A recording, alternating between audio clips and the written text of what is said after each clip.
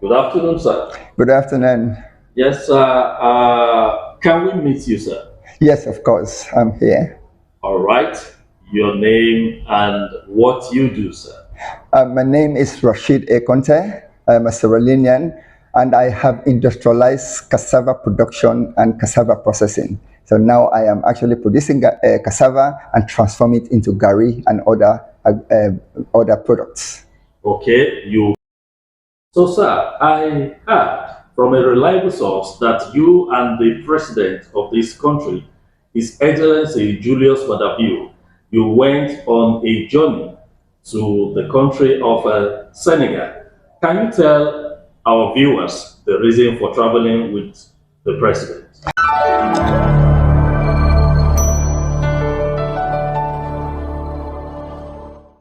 Hello guys, you are welcome back to my YouTube channel. My name is Yomi Adu, the CEO of Agro Travels and Tours. The company where I am today, as you can see from the inscription behind, Cereal Gari. This is a Gari factory here in Sierra Leone. It's not just a mere Gari factory, but it is a factory that is meeting the needs of the people of Sierra Leone. I want you to follow me as we go into the factory to interview the owner, because I'm sure you will like to meet the owner of this industry, the brain behind this factory. You are going to meet with him and he will take us around the factory. You are going to see and you are going to learn from him. So, sir, let me ask, when you were in the university, is it agriculture you studied or what? No, I never studied agriculture. So how come you dabbled into agriculture? I studied marketing. I'm a chartered marketer and I've got a master's in international marketing. And of course, I started my own business 22 years ago in England. I am the first African to open up a furniture business in England. So that's how I started basically. 10 years ago, I came back to Sierra Leone. I am the second largest importer of furniture into the country. And I became the Secretary General for the Sierra Leone Importers Association. It is only then that I discovered the amount of money that is leaving Sierra Leone to import foodstuff. For example, we import 250 million worth of rice into the country. We eat 2 containers of chicken a day. We eat 3 containers of eggs a day. So I thought, you know what, I need to do something about it. So I started researching on agriculture and agro processing. And I decided to start off with cassava production and then the cassava processing. Now I am doing gari, the plain gari, good quality gari. I do cocktail gari, I do ijebu gari, I do coconut gari, and I do the butter gari. I'm looking at industrializing acheke production and then gradually go into flour production, where we could transform flour into things like spaghetti, pastas, and noodles. Wow, this is very awesome, and in fact, I am so happy. You said you lived in the UK. You left the UK to start agro business here in Africa. Yes. I started this agro business just over 2.5 years ago. And now I could say I have the largest gari factory in Sierra Leone. I have the largest cassava farm in Sierra Leone. You have the largest cassava farm in Sierra Leone and the largest gari factory in Sierra Leone. Yes. That is awesome. So, sir, can you take us around? We want to see the factory, and from there, we'll be asking other questions. Of course, I will take you to the factory. The unfortunate thing is you came when everybody is gone, but I'll show you the factory itself and how we actually process gari. Okay, guys, what you are seeing on your screen right now is a gentleman holding the cocktail gari and the plain gari. So can you please raise the cocktail gari again? Now, what makes it to be a cocktail gari is the ingredients that are loaded in it. There's milk, there's sugar, and of course, the gari is there. That makes it to be a cocktail gari. While the other one, the plain gari, that one is just the normal, regular, usual gari. I tell you, this is called Sirabo Gari. Yes, so this is our marketing department, basically. We're going to be dealing with 4 regions. We've got a marketer who is going to be dealing with Sierra Leone. We've got another marketer who is going to be dealing with the rest of Africa, North America, and Europe, basically. So this is the marketing department. Gari that we actually produce. This is the good quality gari, sweet gari, which is not actually fermented. We harvest the cassava in the morning, and in the afternoon you have 50 kgs. So within 1 day? Within 1 day, yes. The gari will be ready? The gari will be ready, and that is the sweet gari, and that is what they appreciate in Sierra Leone. In Nigeria, sweet gari, but in Nigeria, they would like the Ijebu gari, which is the fermented gari, which is a sour gari. But again, we do the fermented gari as well. Now, of course, here we've got admin finance, and then we've got HR office, basically. So that's our HR office, and then the admin finance office. Yes. Okay. This is the production process. As I said, it's rather unfortunate that you came, production is over already. So the cassava comes from the farm, they put it here, and from here we'll measure the inputs, how many tons of cassava that comes in, and then against the output basically of gari that we've got. So they will weigh the cassava. After weighing, they'll put it into the hopper. So this is what hops. This hopper takes 2 tons of cassava, raw cassava, an hour. So 2 tons of cassava an hour. Now it hops and send it through the conveyor. That's the conveyor itself. And then the cassava will come right into the washer. So this is the cassava washer. So this washes 2 tons of cassava an hour. After washing, the cassava will be offloaded into the peeling machine. So this is the peeler. So you got water in, and then it peels the cassava itself, and the peels will go under there. Okay. After peeling, cassava will come out into this conveyor, and this is the quality control conveyor. A cassava which is not properly peeled, they send it in back. Cassava after peeling, if they discover that it's not good for processing, they get rid of it. But there are some cassava which is good but probably have some stones. They take out the stone, they take out the impurities and allow it to go into the grater machine itself. And that is the grater machine. This graters 2 tons of cassava an hour. 2 tons of cassava an hour. So after gratering, you have the raw cassava, the grounded cassava comes out of here. So they will be collecting the raw cassava here. After collecting, we take it into the presser, and this is the hydraulic presser. Now this, you put 5 bags here, push it,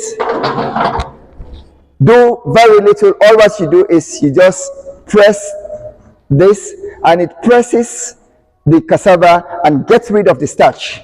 So the starch go underneath, and at the end of the day, when it's properly pressed, you have what is called a cassava cake, which is the pressed cassava.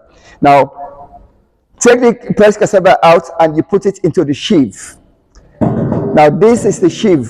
When they actually put it on, you tend to have the different grains of gari flakes, basically, or I could call it the cassava flakes. So you get the different grains. Okay. After collecting the flakes here, then you take it now to roasting. So these are the roasters, basically. This is an electric roaster. This roasts 50 kg every hour. You see, it's electric. So you put it on and you set it, and it will be roasting. So we have a 50 kg roaster here, and we have a 50 kg roaster here. But there are times that the capacity itself, the amount of cassava which comes from the presser and from the sheave is too much. So what we tend to do is we do also manual roasting, and this is the manual roasting here.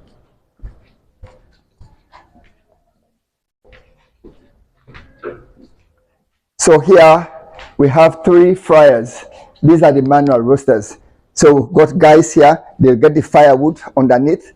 The pots itself will get really hot, and then you get these guys, you know, all with mask and frying the gari itself. So they'll fry here, they'll fry here, and they'll fry here. Two supplements basically the electricity itself. But I must tell you, electricity is a little bit too expensive to actually run.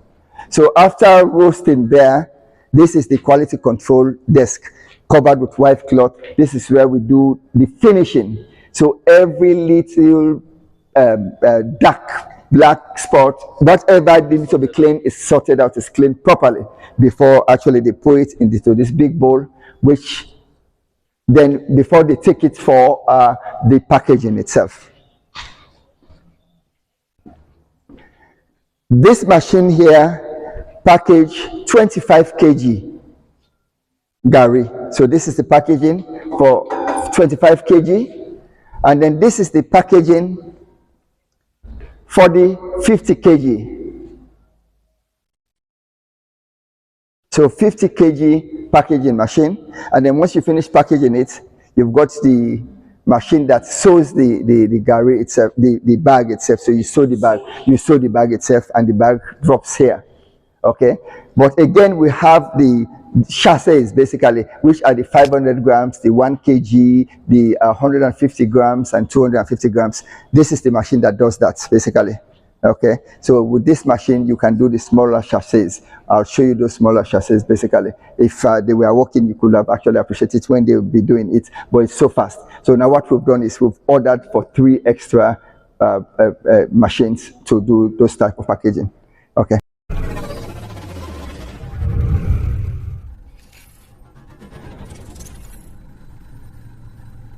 Yes, for us to be able to improve or develop the productivity for farmers, because I have my own farm. What I have done is I have cultivated 500 acres of top quality, good quality cassava to mitigate 75% of my supply chain. And the other 25%, I have given it to farmers, to what I call outgrowers. But for you to be able to help the outgrowers, you need to help them to increase their productivity. So what I do, I am the largest distributor of quality cassava stems in the country. So I give cassava stems to my outgrowers, and I help them with capacity building. Basically, I bring them here, teach them or train them on good agricultural practice, how they should do their cultivation, how they should weed their cassava farms, how they could increase their productivity. So this is where we're doing the training. So this is going to be a training center for agriculture and agro-processing. As I am talking to you, even Jalai University is sending students here for work placements. They go into my farm for work placements, but I am training farmers here. So this particular room has the capacity to hold up to 100 farmers here to be trained, and I'll bring somebody from IIT, from Jalai University to come and teach them on good agricultural practice, and then for them to be able to increase their productivity so they could actually realize money for their farms. Because what these farmers have been doing has not been an agro business. They have been doing agriculture as a way of life, subsistent farming. They produce cassava, process it into gari just to pay the school fees for their children, or to have a meal a day, you see, or if the child is sick, for them to afford hospital bills. It has not been an agro business. So I'm trying to transform them from this subsistent farming to agro business entrepreneurs, basically. This is the reason why I set up this training center. So I am training them on how to run their farms as a business. So this is like the marketing aspect of agriculture. Absolutely, the marketing aspect of agriculture, but at the same time, it's about good agronomic practice. How they should actually look after their farms for them to increase their productivity, so they will realize more for little. But before, to be honest, they actually don't make money from their farms because they've been using traditional methods of farming and traditional methods of processing. But I want to help them to start using modern method of farming and modern method of processing. So, sir, I heard from a reliable source that you and the president of this country, His Excellency Julius Madabio, you went on a journey to the country of Senegal. Can you tell our viewers the reason for traveling with the president? Well, I was specifically invited, by the Minister of Trade and the Minister of Agriculture that His Excellency the President have asked that I join them in the trip itself. We were to attend the Dakar summits, which is all about feed Africa and feed the world. It's a vision that the African Development Bank, the EU, the Irish presidents, the German governments want to feed Africa, and then they could feed the world. Because it's ironic that we have 65% of the world arable land, yet still we spend $35 billion importing food into Africa. If we do nothing, by 2035, we will be spending $100 billion to import food into Africa. So that is the whole idea of the summit. And the president said, you know what, we need to take the private sector. Because for you to be able to transform agriculture from a way of life to an agro business, you need private sector intervention. And because I have got the largest gari factory and I've got the largest cassava farm, His Excellency thought it that, you know what, we need to showcase Sierra Leoneans that have been successful. We need to have Sierra Leoneans to go to this summit so that they could see what other countries have actually done, how they've transformed agriculture. So for them to be able to feed their countries. So I attended the summit and it was fantastic. The president gave a fantastic presentation there. We are all so proud. And Sierra Leone got a beautiful package for us to be able to produce a lot of cassava, rice, and maize to be able to feed ourselves, and the excess itself to be exported. And the package itself, I will not disclose, but it's a very good package. And I'll see where we all, the private sector, will join the president for us to achieve this dream of feeding Sierra Leone and feed the world. So finally, sir, I want you to advise our brothers and sisters who are Africans in the diaspora.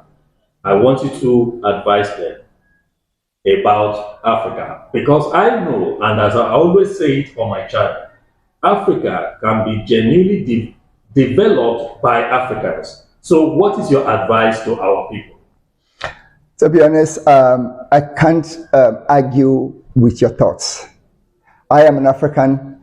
I went to England for 24 years. I studied and I had a very successful business there. But I decided to come back home because in UK, I am just another black man. To me, I came back home as a furniture dealer, second largest furniture importer into the country. I have also a zinc factory. I have a laboratory equipment. Now I have ventured in agro processing and agriculture. To me, that is the way forward. We, the Africans, must come back home and develop Africa. The Europeans have actually developed their country. It is sad for us to be importing food into our country. We are potentially the richest continent in the world. Yes, yet still we are the poorest when it comes to to basically everything. We starve, food insecurity, malnutrition. We cannot even afford to look after our own nations. To me, it is time enough for us to come back to Africa. All the expatriates that have actually been helped to develop these developed countries should come back home, make an impact. I know there are times people will say, you know what, it's difficult. But what you do is lower your expectation and be part of the process itself. Continuing criticizing doesn't help. To me, if I die tomorrow, at least I'll go back to God and say, you know what, I tried. And this is what I have done. And I have impacted Africa. I have impacted the nation. As I am sitting here, I have employed over 50 Sierra Leoneans. This is giving back to your country and giving back to your nation and giving back to Africa. Let's do it, gentlemen. Let's do it, guys. Thank you very much, sir. In fact, I know coming to your office today is not just another interview, but an interview with a lot of lessons to go back home with. Personally, I have learned, and I was so surprised seeing what you are doing here. I think this is really, really laudable. So thank you, sir. I believe when next week up, you are going to give us some of your time as well. Of course, whenever you come back, I'll give you 3 months. When you come after 3 months, you'll see miracles here, to be honest. Wow. I'm going to transform this factory to something really, really big, and something Sierra Leoneans and Africa will be proud of. Wow. You see, Africa can only be developed genuinely and sincerely by Africans. So, till I come your way another time, I remain ever sincerely yours, Yomi Adu. I want you to keep watching Aero Travels and Tours YouTube channel.